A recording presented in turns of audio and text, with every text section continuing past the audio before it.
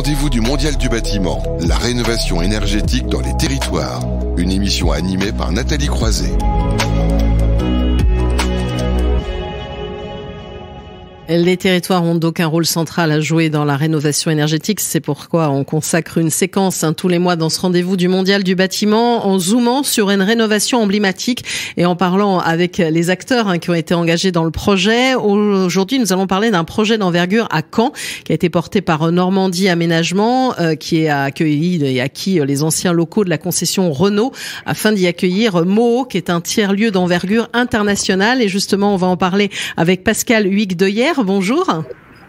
Bonjour. Qui est donc la directrice de Normandie Aménagement, puisque je parlais donc de ce projet qui a été porté par vous-même. Et à côté de vous, c'est très bien comme ça, il y a une double vision, on va dire. Stéphane Bagot, bonjour. Bonjour à vous. Voilà, qui est chef de projet bâtiment au Centre-Ouest chez Egis, un groupe de conseil d'ingénierie et d'exploitation qui va pouvoir expliquer un peu concrètement comment tout ceci s'est mis en place. Et puis également, il faut toujours un architecte, évidemment, dans l'aventure. On est en ligne avec Andrea Canina. Bonjour. Bonjour à vous. Voilà, bonjour aux auditeurs. Voilà, de chez Canina Architecte. Quelques mots pour vous présenter. Oui, je suis du coup Monsieur Canina, gérant de la société Canina Architecte. J'ai eu la chance de travailler sur ce projet dont vous venez de parler, Moho, qui a été porté par Normandie Aménagement à Caen, dans le centre-ville. Voilà, on a l'habitude d'opérer dans différents secteurs, que ce soit dans l'architecture d'intérieur, mais aussi dans des projets plus d'envergure comme celui-ci. Celui-ci a été exceptionnel, on va dire, en termes de taille, de durée, de nombre d'entreprises et de surface aussi, de budget. Voilà, donc on a eu cette chance, ça a été une expérience unique. Voilà, on va en parler concrètement de cette expérience unique. Mais d'abord, avant de vous passer la parole, Pascale Huyghe-Deuillère, peut-être Stéphane Bagot, présenter Egis aussi. Oui, alors Egis, moi je fais partie de l'agence cannaise, l'agence normande, qui a travaillé sur ce dossier. Mais Egis, c'est un bureau d'études pluridisciplinaire qui est basé sur tous les territoires français et ainsi qu'à l'international. On construit des bâtiments de tailles diverses et variées, beaucoup pour la commande publique, sur tout le territoire français ainsi qu'à l'étranger. Alors, commande publique, justement, je vais me tourner vers Pascale Huyghe-Deuillère, directrice de Normandie Aménagement, pour parler donc de Moho, ce projet d'envergure, disait Andrea Canina il y a un instant, pour créer un lieu de travail, on va dire, très différent, mêlant mixité, pluridisciplinarité, et un lieu aussi international. Donc, c'est parti de cette volonté au départ.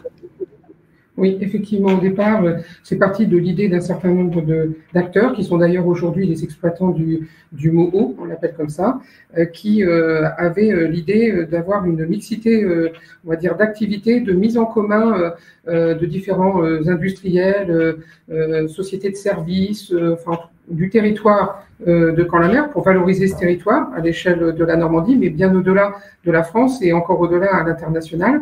Donc nous, je vais peut-être nous présenter en quelques instants. Bien sûr. Une société d'économie mixte pour expliquer effectivement pourquoi commande publique et pourquoi on s'est retrouvé en tant que maître d'ouvrage sur ce projet. Donc une société d'économie mixte portée essentiellement notre capital par la communauté urbaine de Caen-la-Mer, donc avec ce souci d'apporter, on va dire, un terrain propice au développement économique sur le territoire.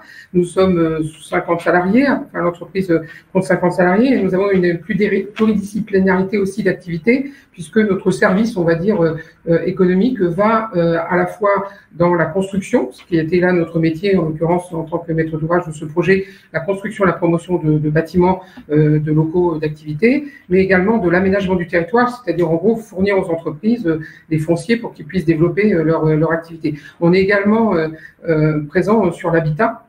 Donc, on accompagne la communauté urbaine, notamment sur les gros projets d'aménagement. Et nous sommes porteurs d'immobilier, c'est-à-dire que parfois nous portons en tant que foncière les locaux d'activité des entreprises pour lesquelles nous construisons.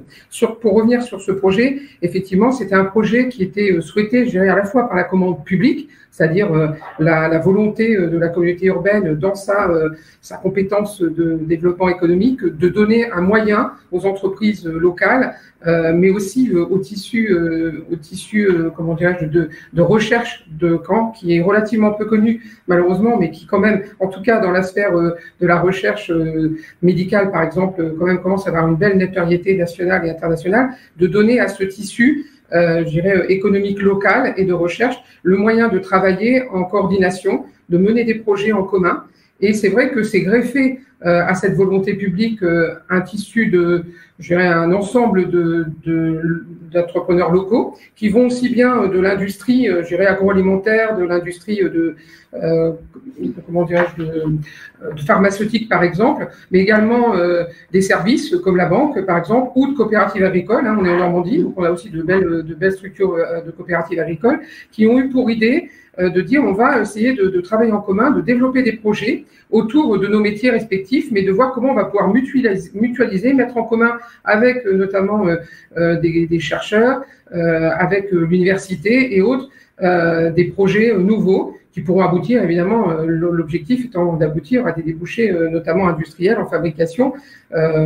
Et c'était l'occasion, puisque il y avait un territoire, enfin il y avait un ensemble immobilier qui est en fait une ancienne concession automobile Renault, en plein centre-ville, comme l'exposait tout à l'heure Andrea. Donc en fait, en Normandie, et notamment à Caen, nous avons quand même, après la reconstruction, beaucoup d'îlots d'habitat qui se constituent, une espèce de grand rectangle avec un îlot central assez important. En l'occurrence là, on a 17 copropriétés, c'est-à-dire que ce projet, on l'a mené autour de 17 copropriétés d'habitat, ce qui a renforcé quand même, je dirais, les difficultés pour mener à bien un projet qui pèse un petit peu plus de 7500, enfin environ 7500 mètres carrés de bureaux. Alors, je vais proposer à Stéphane Bagot, parce que le souci, c'est que vous ne me voyez pas, donc vous m'entendez, mais je vais proposer justement à Stéphane Bagot, mais c'est très bien, vous avez introduit évidemment la présentation de ce lieu très particulier, donc on est quand même sur une friche en plein centre-ville, il a fallu faire des choix techniques. La première chose qu'il a fallu faire, c'est d'abord de faire un diagnostic, un état des lieux du site, parce que l'idée de cette friche, c'était quand même d'essayer d'en récupérer un maximum, de ne pas tout démolir, de conserver un maximum de bâti. Donc on a commencé par réaliser des études structurelles, s'assurer que la capacité portante de l'ensemble des équipements, de ce qui était existant, pouvait recevoir ce que l'on avait prévu de réaliser. Donc conserver un maximum le but étant de conserver un maximum de bâti, un maximum de plancher. C'est ce qui s'est passé sur les parties côté route. Ensuite, tout ce qu'on a pu conserver au niveau des avoisinants, on les a conservés également, qui étaient les voiles en béton.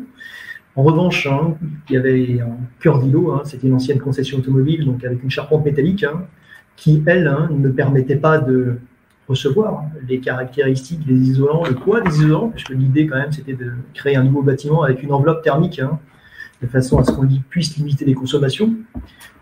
Donc, c'était de déposer cette charpente et de refaire une charpente neuve. Ensuite, on a fait des diagnostics sur la pollution, puisque en ancienne concession, il y avait forcément un peu de pollution, donc il a fallu enlever dans le cadre des travaux. Et toutes ces analyses nous ont permis ensuite de déjà définir la base du site, ce que nous allions faire, et puis de se lancer dans le projet architectural. Sachant que c'est un projet, il y a des bâtiments qui ont été réhabilités, puisqu'on parle ici de rénovation, mais il y a aussi un bâtiment qui a été refait intégralement. Voilà, c'est justement cette partie centrale, la partie ancienne concession, atelier, qui était en charpente métallique, qui, quoi qu'il arrive, on ne pouvait pas la conserver, cette charpente. Donc elle a été entièrement déposée, refaite à neuf, un peu en gardant l'enveloppe et l'aspect esthétique de l'existant. Alors peut-être Andrea Canina peut commenter aussi techniquement ce qui a été réalisé. Oui, aussi d'un côté urbanistique, entre guillemets, dans le sens qu'on avait effectivement des contraintes techniques, comme Stéphane vient très bien d'expliquer. On avait aussi des contraintes liées à l'urbanisme. Donc, voilà, on était obligé de s'inscrire dans l'enveloppe du bâtiment existant. Voilà, des règles liées au PLU local nous obligeaient à ne pas sortir de cette enveloppe. On était bien évidemment obligé aussi de respecter des facteurs d'ombre portés, comme Pascal vient d'expliquer. On était encerclé entre guillemets par les bâtiments avoisinants qui étaient occupés par les résidents. Donc on pouvait pas surélever la structure pour éviter d'amener des ombres et un manque de lumière du coup au niveau plus bas de bâtiments avoisinants. On avait des contraintes liées à la proximité de sites remarquable, de sites historiques, donc de bâtiments classés. Bien évidemment, on a dû se confronter avec les architectes de bâtiments de France pour tout ce qui était l'enveloppe du bâtiment. Comme Stéphane vient de le dire, un facteur important c'était lié à l'ancien usage du bâtiment, donc de la friche industrielle, donc du garage de réparation automobile, avec des terres polluées qu'on a dû prévoir à évacuer pour pouvoir, on va dire, prévoir un nouveau bâtiment avec un nouveau usage qui ne porte pas les stigmates quelque part de l'usage qui était fait auparavant d'un point de vue négatif, donc cette pollution.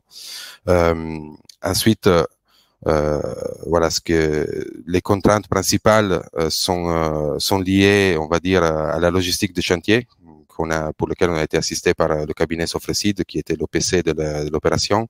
Comme on voit sur les images, les auditeurs qui sont devant leur écran, on peut voir vraiment le caractère d'encerclement quelque part du chantier. On avait 17 copropriétés tout autour, avec des accès assez compliqués, avec des nuisances que forcément on était obligé de maîtriser pour ne pas impacter d'une façon trop défavorable les gens qui habitaient l'îlot. Et voilà, donc on venait de dire tout à l'heure, deux des trois bâtiments qui composent le site, les deux qui sont en périphérie, ont été conservés, ont été réhabilités avec une réhabilitation relativement lourde pour pouvoir adapter l'enveloppe à l'usage prévu.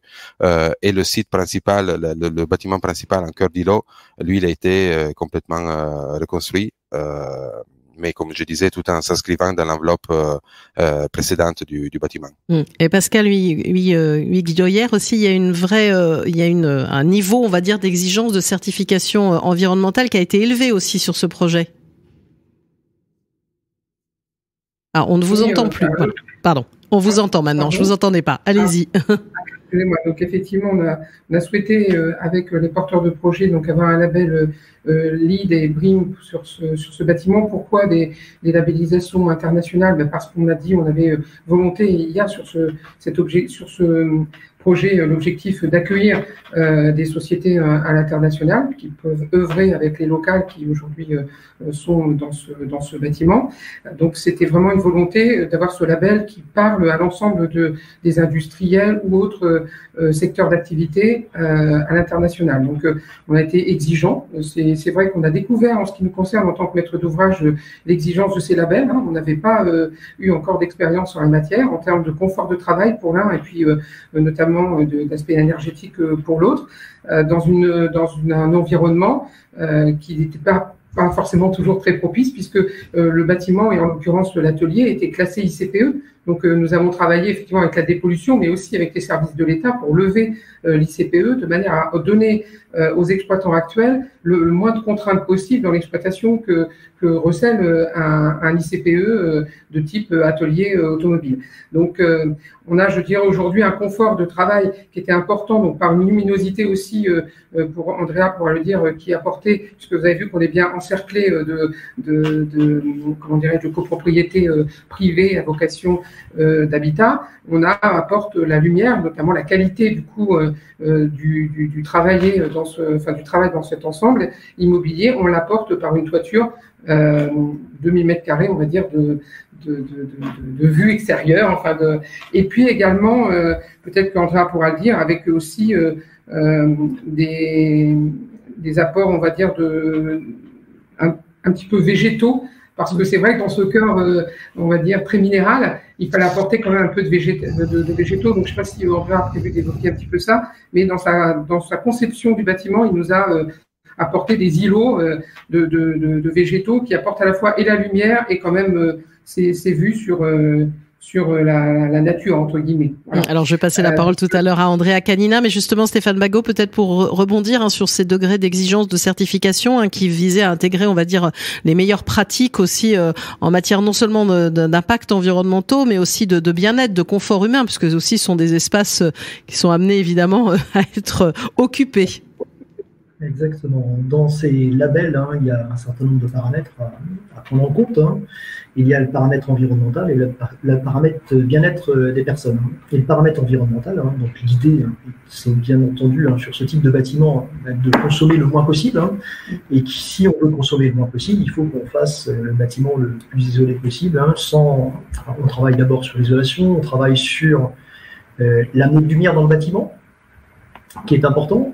On va travailler sur la ventilation du bâtiment. Oui, j'allais dire ça, c'est un point aussi important quand on vit à plusieurs dans des espaces comme ça. La ventilation, on va en parler tout à l'heure d'ailleurs de qualité de l'air dans une autre séquence. Et exactement, cette ventilation est importante. On est capable de faire de la ventilation naturelle sans forcément mettre des installations, des ventilateurs mécaniques qui vont consommer de l'électricité. Donc on est capable de trouver des solutions adéquates. Et on va prendre en compte également pour tout ce qui est la gestion des apports solaires, puisque comme on le disait, si on veut avoir, en étant cœur d'îlot, on a beaucoup de vitrages, soit en toiture, soit des patios qui ont été créés au cœur de cet îlot pour amener la lumière aux différents niveaux. Ça nécessite la mise en place de stores, de brise-soleil, de facteurs solaires particuliers sur les menuiseries. Ça nécessite des études approfondies pour que le bâti soit le plus confortable possible. Et en termes de matériaux, je suis désolée, je donne la sensation de vous interrompre parce que vous ne me voyez pas, donc c'est pas toujours facile dans l'exercice. Et en termes de matériaux, il y a beaucoup de bois, beaucoup de matériaux d'acier également, puisque l'idée c'était de conserver un peu l'enveloppe. L'atelier, l'image de l'atelier, donc l'atelier automobile qui a été réalisé en acier il y a 50 ans, on a souhaité utiliser le même matériau pour refaire cet ouvrage. Après, tout à l'heure je parlais du confort, du bien-être des personnes. Dans ces différents labels, ils ont poussé ces labels à faire des études que l'on ne fait pas forcément, mais qui étaient très intéressantes dans le sens où on a fait une simulation thermodynamique sur le projet. Et dans cette simulation thermodynamique, on a fait des calculs, en tout cas, on a calculé l'indice qu'on appelle l'indice PNV, qui est un indice lié au confort de la personne dans chacun des bureaux. De façon, c'est un indice qui existe depuis de nombreuses années, mais qui permet de déterminer la qualité, le confort que peut avoir une personne en fonction de la température dans la pièce, en fonction de l'air, du souffle de l'air dans la pièce, en fonction de sa température corporelle. Et donc, ces différents calculs nous ont aidés à définir quels étaient les équipements techniques à mettre en œuvre, pièce par pièce, de façon à ce que la personne qui travaille dans les bureaux soit dans un endroit le plus confortable possible. Alors Andrea Canina, justement pour rebondir sur ce que disait Pascal Huygdoyer, donc sur l'aspect luminosité qui a été important, la végétalisation aussi. Tout à fait. Donc, de par le contexte, on va dire, dans lequel on est venu construire, donc les immeubles de 4-5 étages tout autour, forcément, il y avait un manque de lumière naturelle qui était un facteur à prendre en compte assez important. On n'avait pas des façades ouvertes sur l'extérieur, en tout cas pas sur le bâtiment principal, qui est celui en cœur d'îlot. La seule façon qu'on avait pour faire entrer la lumière, c'était justement la faire entrer de façon zénitale, donc par le toit, d'où les 2000 mètres carrés de verrières qui ont été prévus sur le projet, avec une protection solaire, comme il disait Stéphane, c'est-à-dire surtout des stores extérieurs commandés par gestion technique du bâtiment, la GTB, voilà, pour éviter justement les apports solaires trop importants en été. Et on a aussi prévu un certain nombre de patios en périphérie du bâtiment central qui permettaient justement d'apporter de la lumière non seulement au premier étage mais aussi jusqu'au rez-de-chaussée. Dans ces patios, du coup, on en a profité pour amener une végétalisation justement avec un traitement végétal des lieux, une végétalisation en double hauteur, de façon que même depuis le premier étage, on puisse avoir un aperçu de la végétalisation. Ensuite, on va dire un contraste assez important avec l'usage précédent des lieux, ça a été le fait de prévoir une végétalisation aussi de la toiture, donc un toit végétalisé sur la presque totalité de cet îlot central. On va dire les habitants de l'îlot nous ont fait part d'ailleurs en cours du projet, lors de la présentation du projet et aussi en cours de travaux, du changement que forcément ils avaient en regardant par leurs fenêtres, leur balcon, par rapport à la toiture précédente du garage Renault.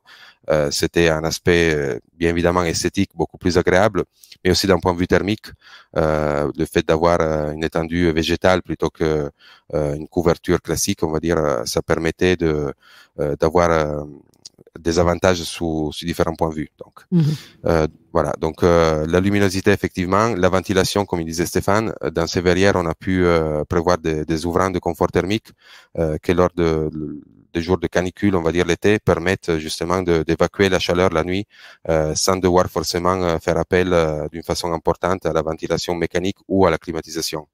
Donc, c'est tous des aspects, on va dire, qu'on a essayé d'étudier pour améliorer le confort des lieux sans forcément impacter trop sur la consommation énergétique.